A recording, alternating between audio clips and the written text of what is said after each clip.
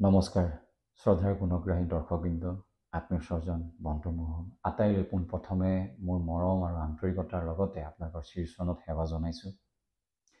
বিগত 14টা বছৰে আপোনালোকৰ লগত প্ৰত্যক্ষভাৱেই হওক পৰোক্ষভাৱেই হওক সদায় যোগাযোগত আছিলোঁ।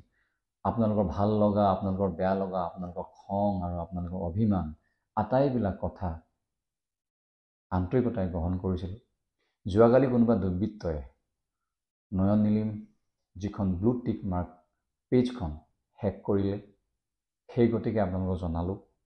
বিগত 2টা মাহ ছ'চিয়েল মিডিয়াৰ পৰা মই বিৰত হৈ আছিলোঁ নতুন ছবিৰ কামৰ পৰিকল্পনাত হেতুকে। সেয়েহে আপোনালোকো সাৱধান হওক আৰু আজিকালি ডিজিটেল যুগ, ছ'চিয়েল মিডিয়াৰ যুগ, গতিকে এনেকুৱা ধৰণৰ যাতে দুৰ্বৃত্তৰ পৰা আপোনালোকে নিজকে সদায় বচাবলৈ চেষ্টা কৰক। আৰু যেতিয়া আপোনালোকৰ কোনোবা অচিনাকি ফোন কল হওক বা কিবা অচিনাকি লিংক হওক, ততাতৈয়াকৈ আপোনালোকে আপোনালোকৰ জনা কোনো মানুহৰ লগত কথা পাতক আৰু কাষৰ পুলিচ ষ্টেচনলৈ গৈ আপোনালোকে কমপ্লেইন কৰক। ইতিমধ্যে মই ক্ৰাইম ব্ৰাঞ্চত এটা গোচৰ ৰুজু কৰিছোঁ।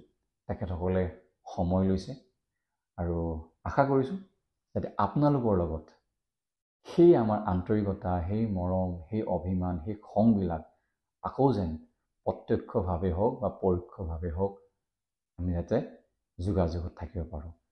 কুশলে থাকক। নমস্কাৰ।